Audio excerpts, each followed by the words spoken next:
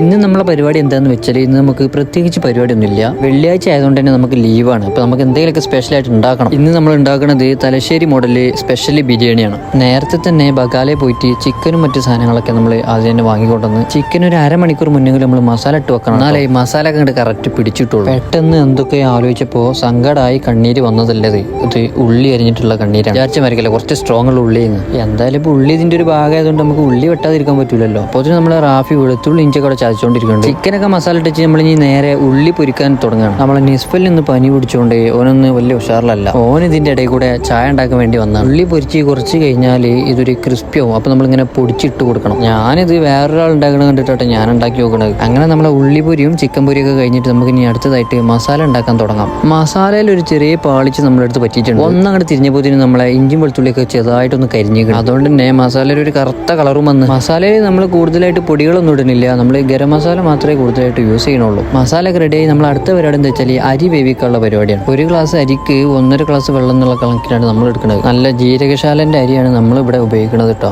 ഒരു 20 മിനിറ്റ് ആയപ്പോഴേക്കും നമ്മളെ ചോറൊക്കെ വെന്ത് നമ്മളിനി ദമ്മിടാനുള്ള പരിപാടിയിലാണ്. ഇതൊക്കെ വളരെ സിമ്പിൾ പരിപാടിയാണ്. വേണമെന്നുണ്ടെങ്കിൽ ഒന്ന് ട്രൈ ചെയ്ത് നോക്കി. നമ്മളെ ദമ്മിടുന്ന സെറ്റപ്പുകളാട്ടോ ഇതൊക്കെ. ഈ വക സാധനങ്ങളൊക്കെ നമുക്ക് ഇവിടെ കിട്ടാനുള്ളൂ. എന്തായാലും സംഭവം സെറ്റാണ് കേട്ടോ. ദമ്മ കടിഞ്ഞ് പള്ളിയിൽ പോകാനുള്ള പരിപാടി നോക്കട്ടെ. ഇതാണ് നമ്മൾ റജൗൽ ബായ്. പെണ്ണ് കെട്ടാൻ വേണ്ടി നാട്ടിൽ പോകണ ടെൻഷനില്ല. വെള്ളിയാഴ്ച ജുമാന്റെ സമയമായ പിന്നെ റോഡ് മൊത്തം കാലിയാണ്. നമുക്ക് പിന്നെ അധികം ദൂരമൊന്നുമില്ല പള്ളിയിലേക്ക് പോകാൻ. നടക്കാനുള്ള ദൂരം തന്നെ ഉള്ളൂ. ഇവിടുത്തെ ഓരോ പള്ളീൻ്റെ ഉള്ളിലെ ഡിസൈനൊക്കെ കാണാൻ എന്താ രസം എന്ന് അറിയാം. അങ്ങനെ ജുമാ നമസ്കാരം കഴിഞ്ഞ് നേരെ ഇങ്ങോട്ട് വന്നപ്പോൾ നമ്മളെ നിസാറും നിസ്ഫലും കൂടി അവിടെ നിന്ന് വർത്താനം പറയണം.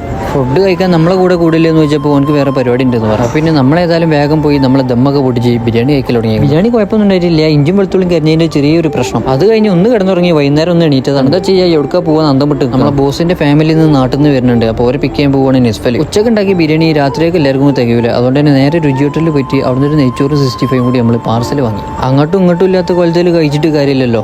ഇന്നിപ്പോൾ നമ്മൾ കാര്യമായിട്ട് പുറത്തേക്കൊന്നും പോണില്ല രാത്രി. അതുകൊണ്ട് തന്നെ വേഗം ഫുഡ് കഴിച്ചിട്ട് ഇനി കിടന്നുറങ്ങാനുള്ള പരിപാടിയില്ല. അപ്പോൾ കൂടുതൽ വിശേഷങ്ങളായിട്ട് ഇനിയും വരണ്ടോ.